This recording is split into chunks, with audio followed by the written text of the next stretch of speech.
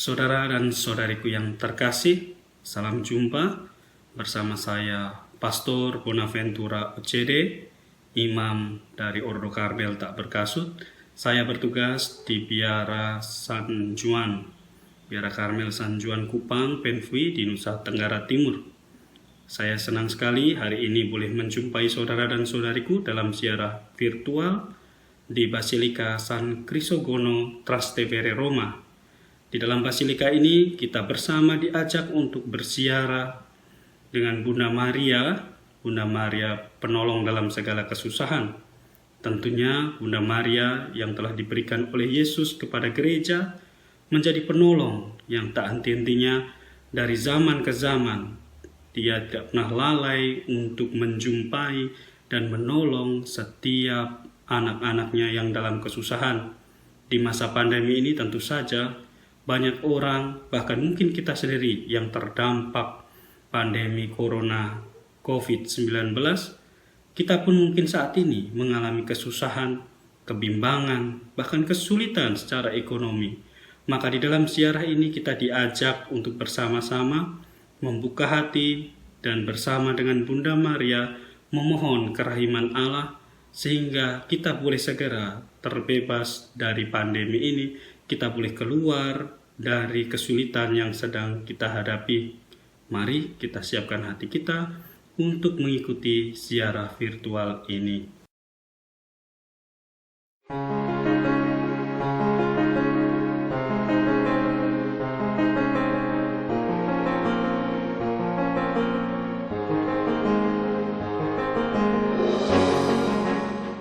Untuk mengawali ziarah virtual kita saat ini, kita siapkan hati dan pikiran kita. Kita nyalakan sebuah lilin. Marilah kita berdoa pribadi.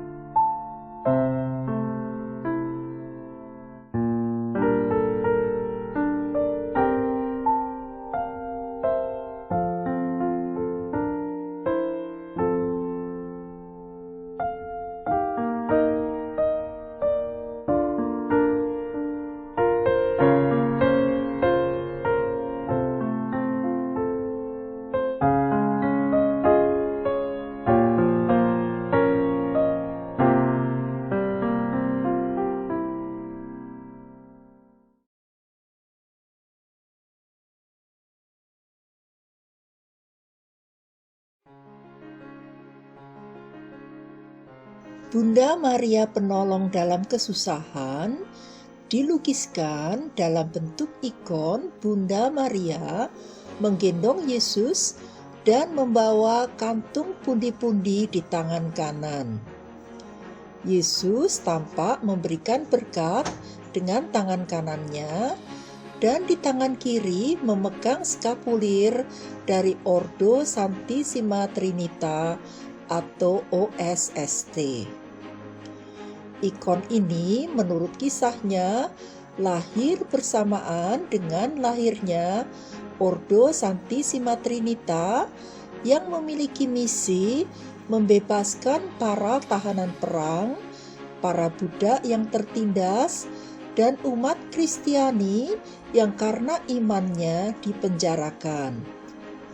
Untuk membebaskan para tahanan perang, biasanya mereka ditebus dengan biaya yang tidak sedikit. Disitulah Bunda Maria selalu hadir, menolong, menyelenggarakan semua biaya yang diperlukan untuk membantu membebaskan mereka yang tertindas. Basilika San Crisogono dibangun di atas rumah keluarga Romawi yang bernama Crisogono. Setelah menjadi pengikut Kristus, Crisogono menjadikan rumahnya sebagai Domus Ecclesiae, atau tempat berkumpul dan berdoa bagi umat Kristiani di awal kekristenan di kota Roma. Crisogono menjadi martir pada era Kekaisaran Dioklesiano, dan rumahnya dibangun menjadi gereja dengan nama Titulus Chrysogoni oleh Paus Sylvester pertama. Pembangunan ulang pertama dibuat pada tahun 731 hingga 741 oleh Paus Gregorius ketiga. Karena sering kebanjiran akibat meluapnya air dari Sungai Tiber, gereja mengalami banyak kerusakan dan sering terendam air. Akhirnya, oleh Kardinal Giovanni da Crema, pada tahun 1116 hingga 1137, gereja dibangun ulang total dan permukaan lantainya dinaikkan sekitar 6 meter lebih tinggi dari lantai semula. Pembangunan penting terakhir dibuat atas permintaan Kardinal Scipione Caffarelli Borghese dari tahun 1581 hingga 1651.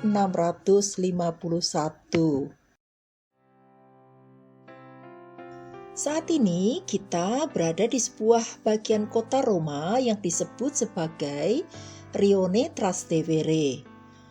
Daerah ini tidak terletak di pusat kota Roma, melainkan lebih di bagian selatan Vatikan dan berada di pinggiran Sungai Tevere atau dikenal juga dengan nama Sungai Tiber. Sungai Tiber ini menurut legendanya dulu digunakan untuk membuang Romulus dan Remus.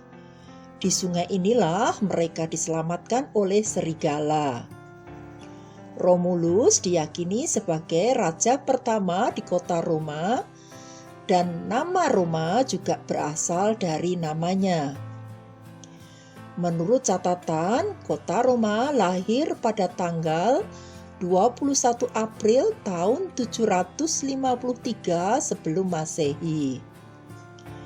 Semua kota yang pernah menjadi bagian dari kerajaan Romawi selalu bisa ditemukan simbol serigala dengan 2 bayi yang sedang menyusui. Dapat kita lihat sebuah pulau buatan yang dikenal dengan nama Isola Tiberina. Pulau buatan itu menurut legendanya dibangun pada tahun 510 sebelum Masehi oleh Kaisar Lucio Tarquino. Catatan lain menyebutkan bahwa di pulau itu dibangun sebuah tempat pemujaan dewa pagan yang dinamakan Dewa Esculapio pada tahun 289 sebelum Masehi. Sekarang di pulau itu terdapat rumah sakit dengan nama Frate Bene Fratelli yang didirikan oleh San Giovanni di Dio, seorang santo berkebangsaan Spanyol tetapi berdarah Portugis. Di dalam pulau itu juga terdapat sebuah basilika yang dinamakan Basilika San Bartolomeo. Dari sini bisa kita lihat sinagoga atau tempat berdoa bagi umat Yahudi di kota Roma. Karena kota Roma dibangun di pinggiran Sungai Tiber dan Sungai Anieni, kita akan menemukan banyak sekali ponte atau jembatan penghubung dari satu lokasi ke lokasi lain. Jembatan kuno ada yang sudah hilang, tapi masih banyak yang dikonservasi hingga sekarang. Kalau saya hitung, jumlah jembatan yang melintasi kota Roma ada lebih dari 30 buah. Dari sini kita bisa lihat kupola Basilika Santo Petrus.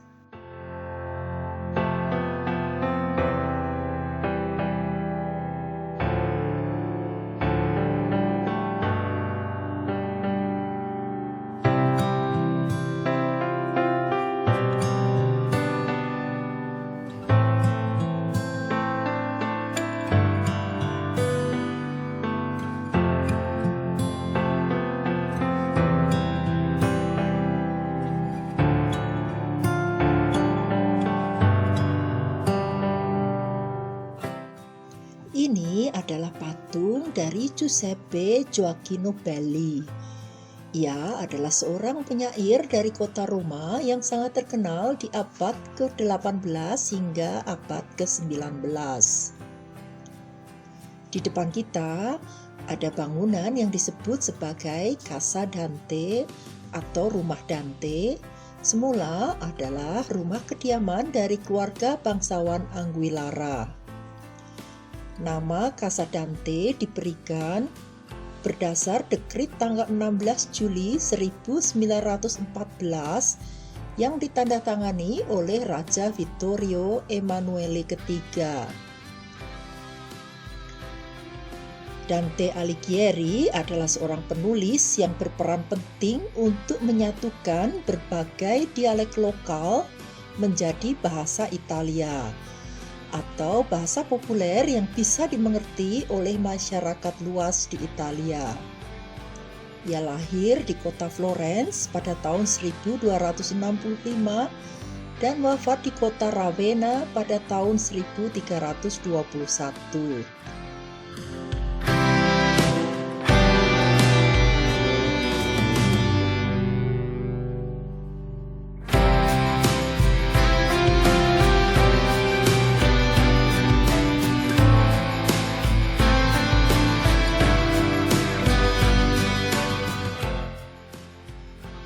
Di depan kita inilah Basilika San Crisogono yang akan kita kunjungi. Meski tidak tampak terlalu megah, namun bagian depan gereja sudah bernuansa barok. Terlihat dari pilar-pilar yang dipasang dan juga lengkungan-lengkungan yang ada di atasnya.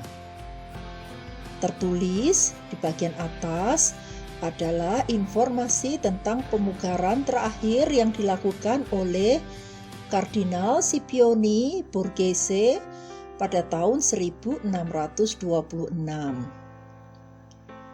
Bisa kita lihat juga menara lonceng yang ditambahkan pada tahun 1126 sebagai ciri dari Basilika Romana atas permintaan Bapak Kardinal Giovanni da Crema. Menurut catatan, basilika ini dibangun di atas rumah dari keluarga Santo Crisogono yang pada awal kekristenan sudah dipersembahkan untuk menjadi gereja dengan sebutan Domus Ecclesiae.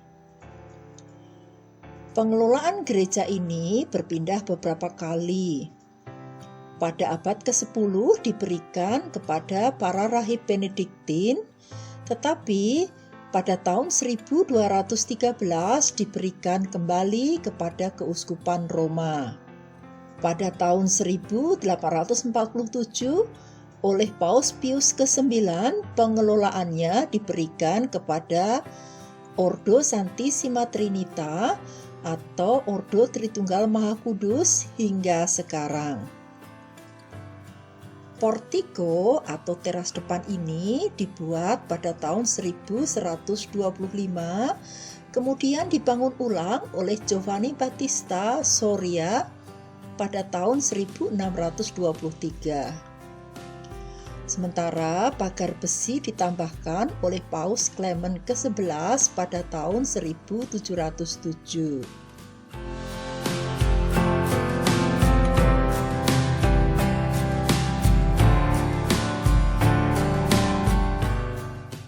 Marilah kita masuk ke dalam gereja.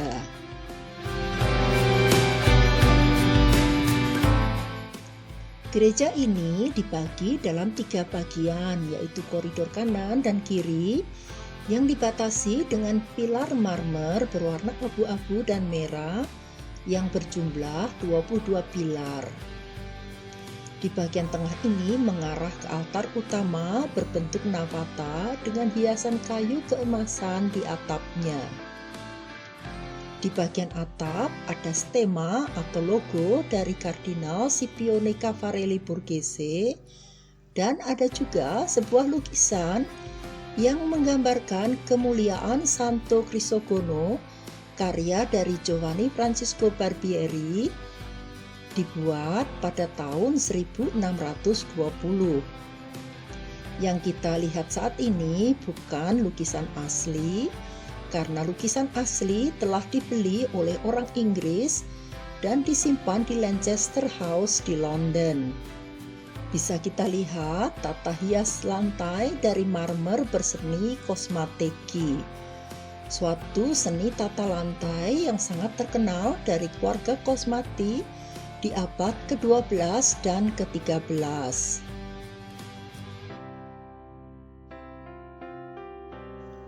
Ini adalah baptistero atau tempat pembaptisan.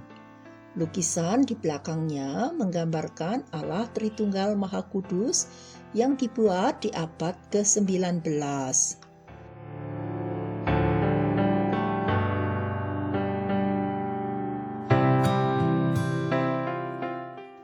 Ini adalah patung Monsignor Kardinal Milo karya dari Carlotta Marchioni dan Pietro Bracci pada tahun 1758 hingga 1759.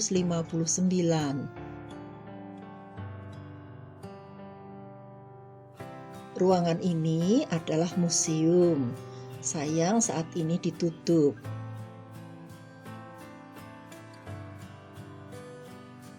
Ini adalah patung Santo Antonius dari Padova. Santo Antonius dari Padova merupakan santo penting Italia dan sangat terkenal dengan karya karitasnya untuk orang miskin.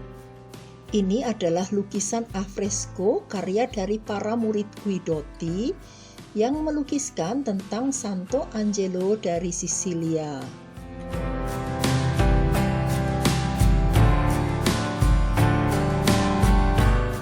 Lukisan afresko ini adalah tentang Santa Maria Maddalena dei Pazzi dengan 2 orang kudus dari Ordo Karmelit karya Giovanni Colli dan Filippo Gherardi.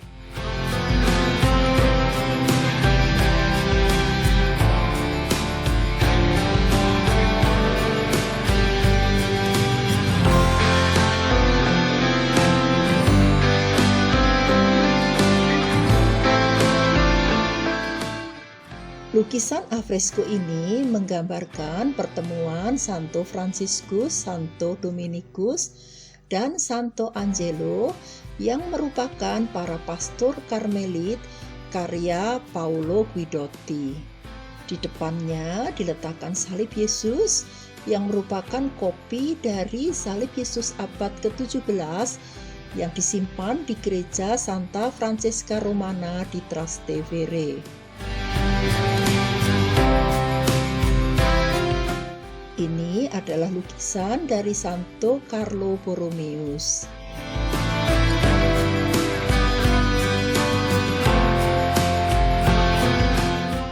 Lukisan ini mengisahkan Beato Marco Criado, seorang martir dari Ordo Tritunggal Maha Kudus yang bertemu dengan Bunda Maria. Kapel ini dipersembahkan untuk Beata Anna Maria Taigi. Ia lahir di Siena dan wafat di Roma pada tahun 1837. Pada tanggal 18 Agustus 1865, makamnya dipindahkan di gereja ini. Pada tahun 1868,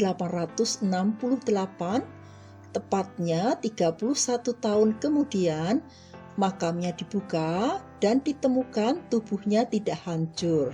Pada tanggal 30 Mei 1920, Paus Benediktus ke-15 memberinya gelar Beata. Beata Anna Maria Taiji adalah seorang ibu dengan 7 anak, 3 diantaranya meninggal saat masih kecil.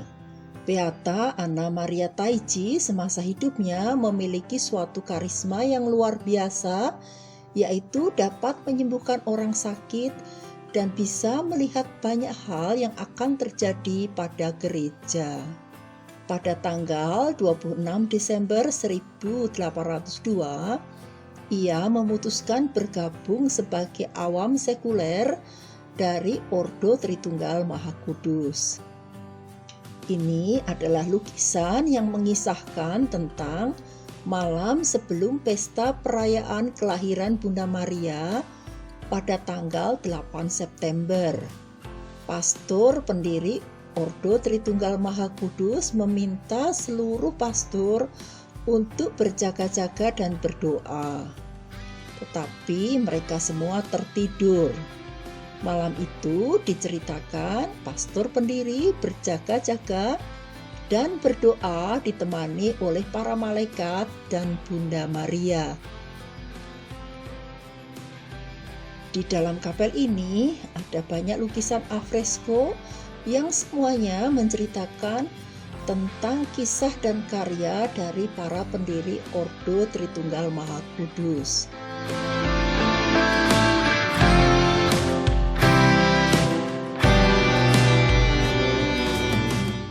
Di atas altar diletakkan ikon Bunda dengan nama Maria Santissima Refugium Peccatorum, atau kita kenal dengan nama Bunda Suci Pelindung Orang Berdosa.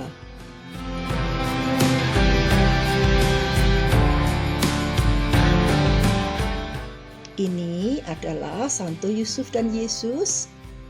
Mari kita berdoa sejenak bersama Santo Yusuf di tempat suci ini, sesuai dengan ajakan Bapak Paus untuk selalu meneladani iman Santo Yusuf sebagai Bapa pelindung gereja.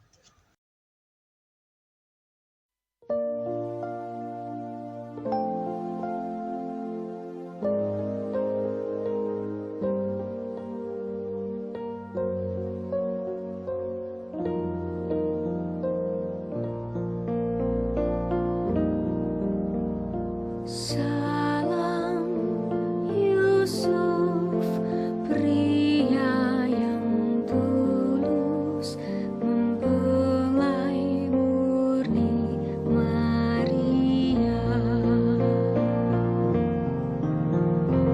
Ayah Mesias, keturunan Daud, terpujilah engkau di antara pria,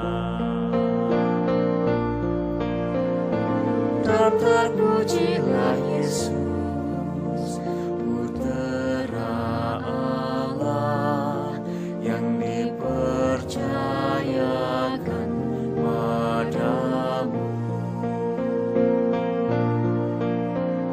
Santo Yusuf pelindung gereja semesta, lindungi keluarga kami dalam damai dan rahmat ilahi, dan dampingilah kami saat ajal nanti. Amin. Amin.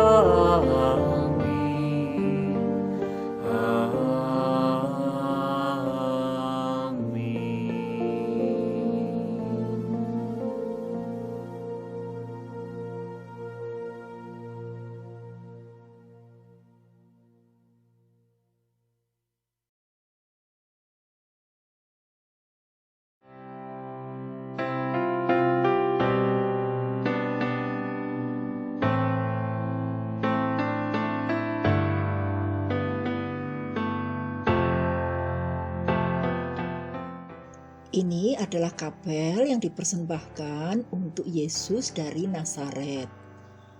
Di bawah altar diletakkan relikwi dari Santo Giovanni de Mata, pendiri dari Ordo Tritunggal Maha Kudus.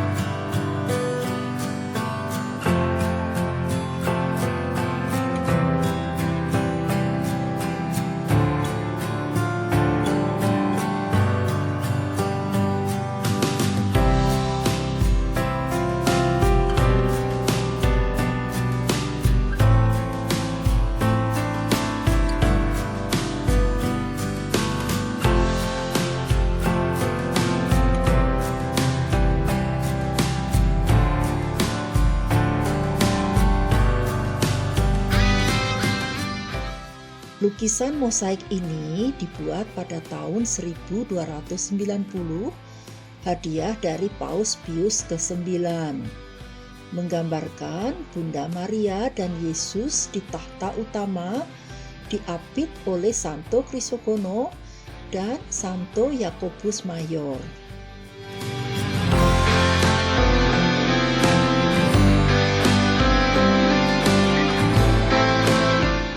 Sekat ruang dan kursi kayu yang mengelilingi altar ini adalah karya dari Francesco Fontana di sekitar tahun 1863.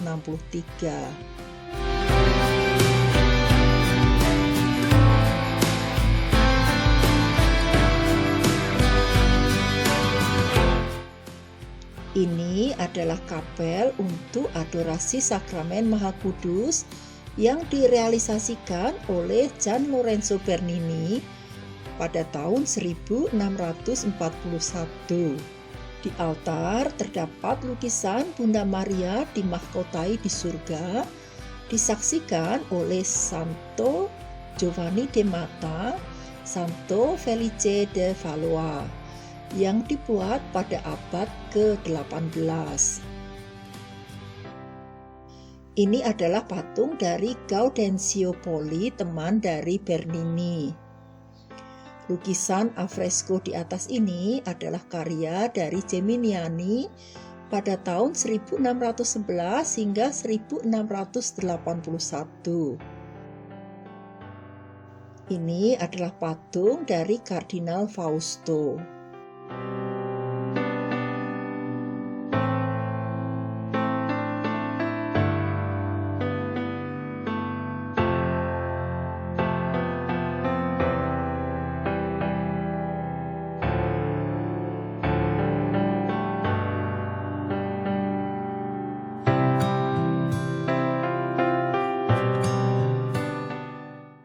Menurut informasinya, seni tata lantai kosmateki yang ada di gereja ini merupakan seni tata lantai kosmateki yang paling unik dan paling indah di kota Roma.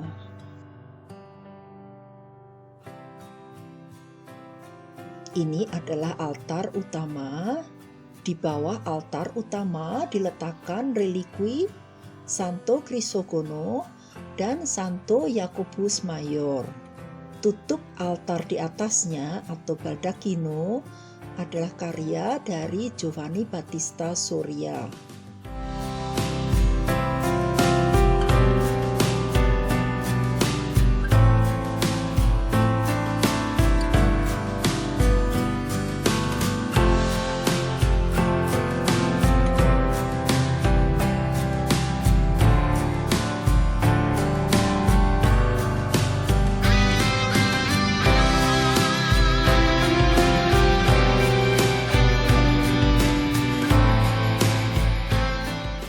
Ini adalah patung kayu Yesus dengan hati kudusnya karya De Cosa pada tahun 1957. Ini adalah lukisan alfresco Yesus disalib Dan di sampingnya adalah Bunda Maria dan Santo Yohanes.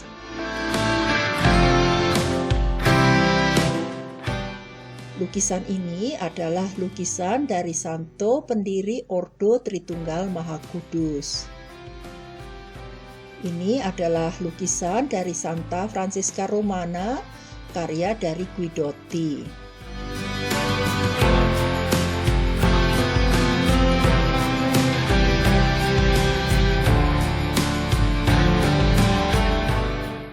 Lukisan ini menggambarkan 3 malaikat dengan keagungannya yang dibuat pada tahun 1592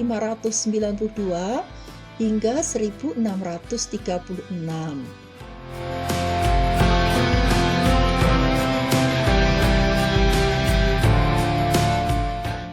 Ini adalah lukisan tentang Santa Barbara dan Santa Katarina yang dibuat pada tahun 1569 hingga 1629. Ini adalah tulisan pengingat tentang Pastor Agustino Rosati, seorang pastor yang tidak kenal lelah selama 30 tahun berkarya di gereja ini. Bisa kita lihat ada banyak ucapan terima kasih dari umat yang berdoa bersama Bunda Maria Penolong dalam kesusahan atau Mater di Bon Rimedio di gereja ini. Seperti umat lainnya yang percaya akan penyertaan Bunda Maria dalam setiap kesulitan hidup, marilah kita hening sejenak dan berdoa memohon bantuan Bunda Maria agar kita terbebas dari berbagai kesusahan yang sedang kita hadapi.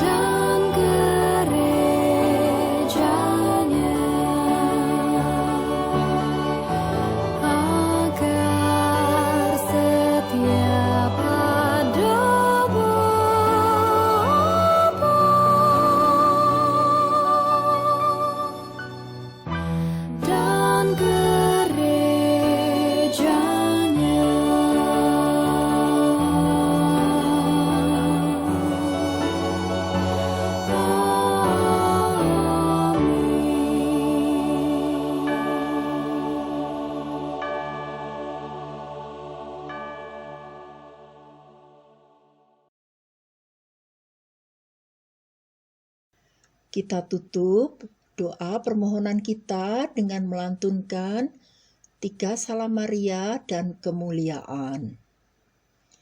Salam Maria, penuh rahmat, Tuhan sertamu. Terpujilah engkau di antara wanita, dan terpujilah buah tubuhmu, Yesus. Santa Maria, Bunda Allah, doakanlah kami yang berdosa ini, sekarang dan waktu kami mati. Amin. Salam Maria, penuh rahmat, Tuhan sertamu. Terpujilah engkau di antara wanita, dan terpujilah buah tubuhmu, Yesus. Santa Maria, Bunda Allah, doakanlah kami yang berdosa ini, sekarang dan waktu kami mati. Amin. Salam Maria, penuh rahmat, Tuhan sertamu. Terpujilah engkau di antara wanita, dan terpujilah buah tubuhmu, Yesus. Santa Maria, Bunda Allah, doakanlah kami yang berdosa ini, sekarang dan waktu kami mati. Amin. Kemuliaan kepada Bapa, Putra, dan Roh Kudus, seperti pada permulaan, sekarang, selalu, dan sepanjang segala abad. Amin.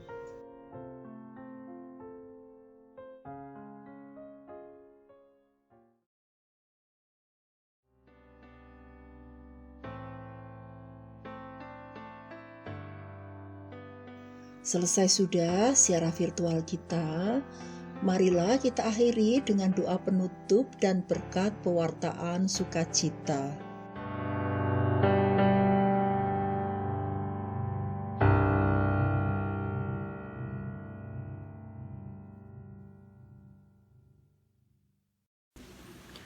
Saudara dan saudariku yang terkasih, Bunda Maria telah mendampingi gereja sejak dari awal gereja didirikan. Ia tidak pernah lalai untuk mendampingi putra dan putrinya yang ada atau sedang dalam kesusahan. Ia selalu hadir di dalam setiap momen peristiwa di mana putra dan putri Allah menghadapi kesulitan atau kesusahan. Di dalam gereja Basilika San Crisogono Trastevere Roma, di sana dihormati Bunda Maria, penolong dalam kesusahan. Maria yang selalu menolong, membimbing, bahkan memberi jalan keluar kepada umat Allah yang sedang dalam kesusahan, memberikan kita pada saat ini semangat pengharapan bahwa di dalam situasi pandemi ini, bersama dengan Bunda Maria yang sedang kita peringati dalam bulan Maria ini, bahwa kita tidak boleh putus asa dan selalu berpengharapan bahwa Ia yang penuh rahmat akan selalu mendatangkan rahmat, akan memberikan penyelenggaraan Allah di dalam hidup kita. Tentunya hidup kita akan diwarnai oleh banyak kesulitan dan tantangan, apalagi situasi ekonomi yang saat ini sedang kita hadapi tentunya bagi banyak orang tidak mudah. Corona yang telah menerpa di berbagai negara membuat banyak orang kehilangan pekerjaan, membuat banyak orang tidak memiliki lagi penghasilan. Maka di dalam situasi ini kita ditantang untuk tetap beriman dan memiliki pengharapan. Bersama dengan Bunda Maria, penolong dalam kesusahan, kita diajak pada hari ini untuk berdoa melalui ziarah virtual ini, untuk memohon rahmat belas kasih Allah, memohon jalan keluar kepada Allah. Allah yang adalah Maha Rahim, yang telah mengaruniakan bundanya sebagai rahmat, sebagai penolong di dalam hidup kita, tentunya tidak pernah lalai. Kita percaya kalau kita sungguh memiliki iman dan sungguh menyerahkan diri ke dalam penyelenggaraan Bunda Maria, pasti Bunda kita tidak akan pernah tinggal diam. Ia akan memohon kepada putranya bagi kita. Kita pun diajak di dalam persiaran ini belajar untuk bukan hanya memikirkan segala kesusahan, kesulitan, dan juga mencari jalan keluar bagaimana kita bisa hidup di dalam dunia ini secara materi, tetapi kita juga diajak untuk bebas dari kesulitan hidup dalam hidup kekudusan. Hambatan-hambatan untuk menjadi kudus tentunya sangat banyak. Namun bersama Bunda Maria penolong dalam segala kesusahan, tentunya kita akan bisa mencapai pengudusan hidup itu. Kita bisa mengalahkan godaan untuk tidak jatuh ke dalam dosa. Oleh karena itu, kita belajar juga bersama Beata Anna Maria Taigi, seorang ibu dengan 7 anak yang memiliki kekudusan yang luar biasa. Beata Maria hidupnya mengajarkan kepada kita bahwa kekudusan adalah milik dari semua orang, bukan hanya milik orang-orang tertentu, bukan hanya ditentukan bagi orang-orang yang hidup di dalam biara atau sebagai imam, menjadi seorang biarawati, tetapi menjadi milik semua orang, menjadi milik umat Allah. Bahkan seorang ibu yang sederhana, bahkan seorang kepala keluarga dari suatu keluarga kecil yang sederhana. Kekudusan adalah milik kita semua. Maka kita diajak bagaimana kita bisa meneladani cara hidup Santa Perawan Maria sendiri, yang selalu memancarkan kesederhanaan kasih, menjadi fondasi, menjadi dasar penopang hidup yang akan menghantar kita pada kekudusan.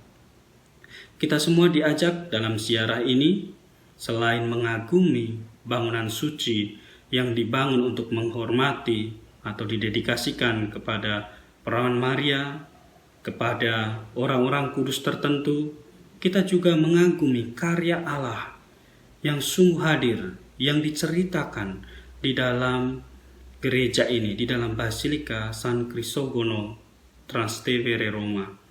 Di sana kita akan melihat keagungan Allah yang membimbing siapa saja yang mau berjalan bersama Allah. Ia membimbing siapa saja yang hatinya mau terbuka untuk menjadi baik. Kita diajak dalam peziarahan ini untuk menimba rahmat dari bangunan suci ini, di mana doa adalah menjadi landasan utama untuk mencapai kekudusan. Gereja dibangun agar orang bisa berdoa. Bahkan Basilika San Crisogono dari awal sudah didedikasikan sebagai Domus Ecclesiae atau sebagai rumah gereja, di mana pada saat itu orang-orang Kristen berkumpul untuk memecahkan roti dan mendengarkan sabda Allah. Rumah yang dikuduskan untuk membawa orang-orang semakin dekat dengan Allah tentunya menarik kita yang saat ini sedang berziarah secara virtual untuk boleh berdoa di tempat ini. Meskipun secara virtual kita diajak untuk dengan iman berdoa di tempat ini. Kita diajak bukan hanya sekedar untuk melihat keindahan yang ada di dalam gereja atau sejarah yang luar biasa dari para kudus yang ada di dalam gereja, namun kita diajak untuk meniru, meneladani, dan berdoa melalui perantaraan mereka. Saudara dan saudariku yang terkasih, bersama dengan Bunda Maria dan juga orang-orang kudus di dalam gereja, kita diajak untuk semakin percaya kepada penyelenggaraan Allah. Kita diajak untuk semakin percaya pada penyelenggaraan ilahi dan tidak berputus asa dengan situasi yang sulit, dengan situasi yang menekan kehidupan ekonomi, yang membelenggu kebebasan kita untuk bergerak, yang membuat kita tidak mampu untuk dapat keluar dari masalah-masalah yang sedang kita hadapi saat ini. Allah yang baik bersama dengan bundanya menyertai kita semua dan akan berdoa bagi kita dan menolong kita agar sungguh boleh menemukan jalan keluar yang baik. Bunda Maria, Bunda penolong dalam segala kesusahan, tidak akan pernah lalai untuk menolong kita. Mari kita persembahkan hidup kita kepada Allah. Kita mohon melalui perantaraan Bunda Maria, penolong dalam segala kesusahan. Kita siapkan hati kita untuk berdoa dan menyerahkan hati kita kepada Allah dengan segala kekurangan, dengan segala kesulitan, dan semua orang yang saat ini membutuhkan bantuan kita.